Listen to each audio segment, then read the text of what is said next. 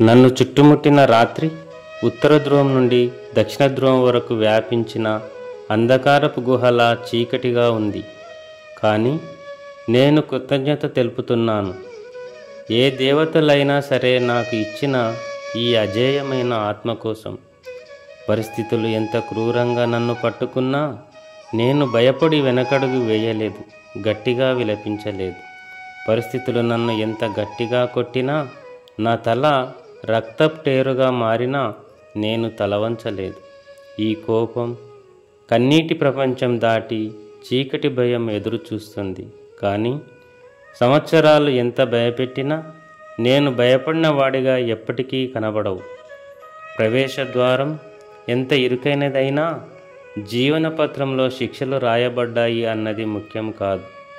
నా విధి అనగా ఫేట్ యొక్క యజమానిని నేనే, నా ఆత్మ క్యాప్టెన్ నేనే. ఈ కవిత మనిషి యొక్క అజేయ సంకల్పాన్ని గురించి చెబుతుంది.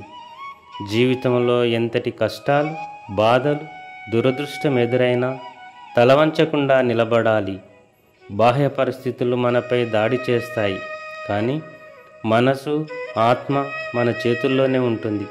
చివరికి మన జీవితం, మన విధి మనమే నిర్ణయించుకోవాలి అని అంటాడు రచయిత. Thank you viewers. Please like and subscribe. Thank you.